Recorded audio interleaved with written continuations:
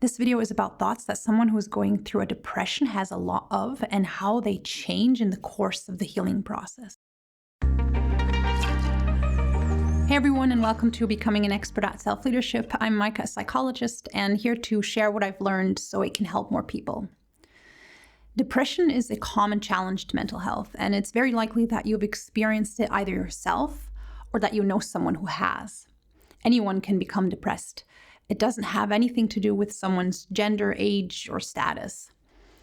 There are different ways of treating depression, and almost all of them involve some form of work on a person's thoughts and thought patterns. This is because certain thoughts and thought patterns are part of what causes depression, and changing them is part of the healing process. In the next few minutes, I'll be sharing some thought patterns and thoughts that are typical of a depressed mind and how they change throughout the healing process. I think this is relevant for everyone to know, whether you're experiencing depression right now or not, because being able to recognize a depressed mind is very helpful. It's empowering. Knowledge over depression empowers you to do something about it, to take care of your mental health, and changing the way you think changes the way you feel, and that applies to everyone.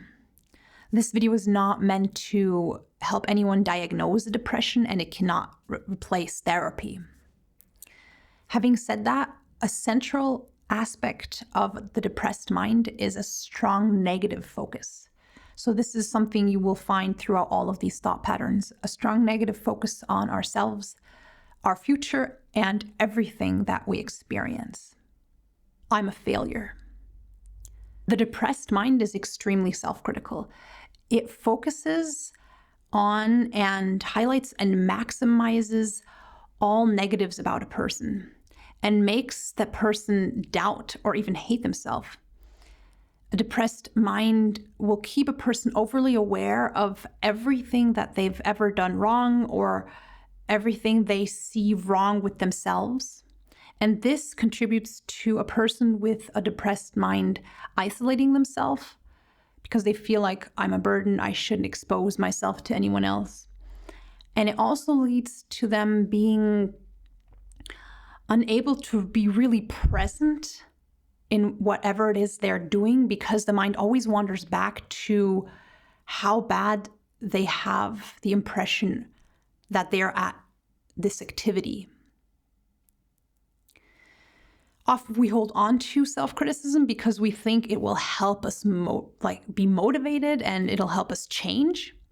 The problem is that doesn't work. And by the way, this video is inspired by Robert Leahy's book, Beat the Blues Before They Beat You. And if you want to dig deep into how to overcome depression, I really recommend this book. It's worth a read. I will put all of the details to that book in the description box to this video. And why I'm thinking of this now is because to overcome this idea that self-criticism will help you change, he recommends imagining book titles like 10 Things to Hate About Yourself to Become Successful, or How Thinking I'm a Loser Helped Me Change.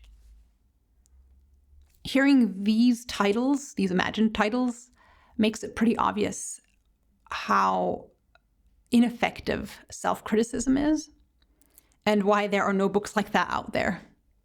There's no hope for me.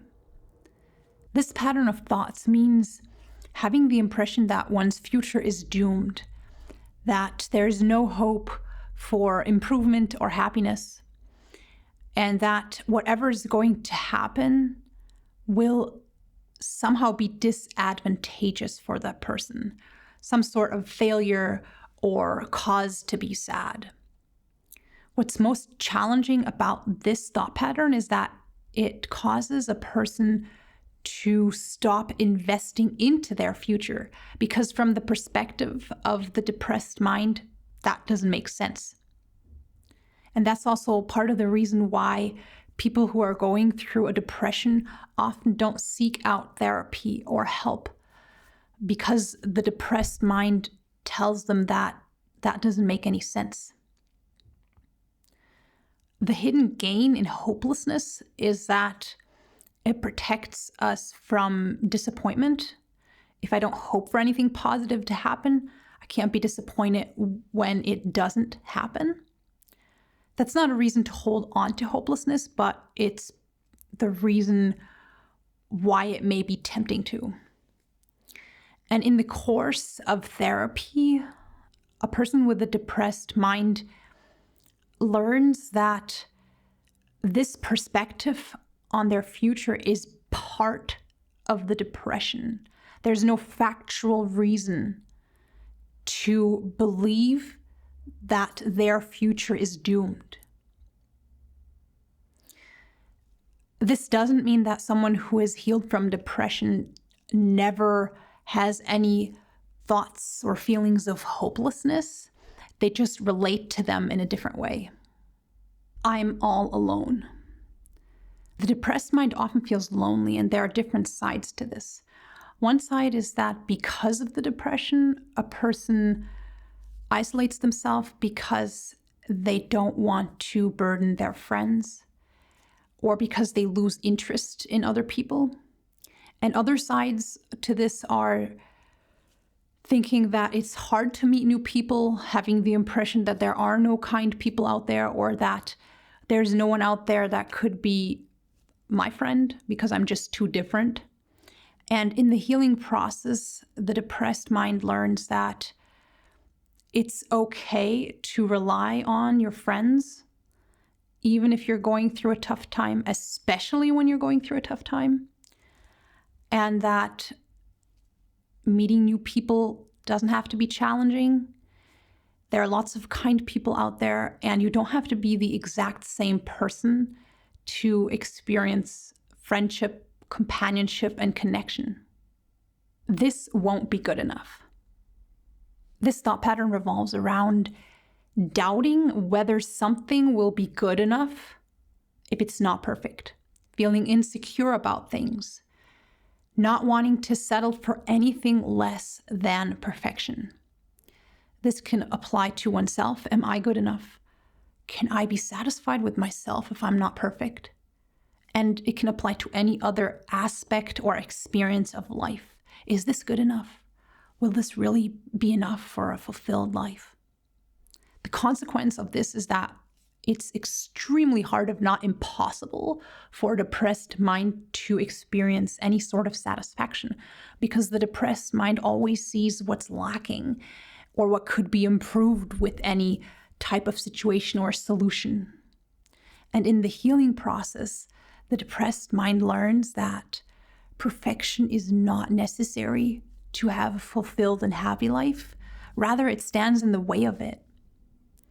I have a video on this channel about perfection and perfectionism. If you want to go further into that topic, I'll link it up here.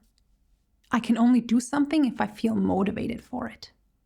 This belief causes the depressed mind to stop initiating action whenever it doesn't feel motivated to do something.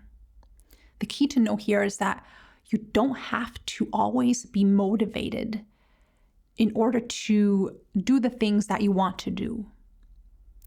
A lot of the times motivation comes when it sees you in action. And to get better at this, it's helpful to observe yourself and to observe how sometimes, or a lot of the times, doing something, even if you didn't feel motivated for it, turned out to be a lot more rewarding than you thought it would. And the more you can observe this again and again, the easier it'll be to convince your mind to get started with something, even if you don't feel like it at that moment. There are more characteristics of a depressed mind, like being indecisive and ruminating. What's most important to remember is that we can do something about it. Just like we can take care of our physical health, we can also take care of our mental health. Depression and the depressed mind can be healed. There is hope. There's lots of it. Thanks for watching. I hope you got something from this. If yes, please leave a thumbs up.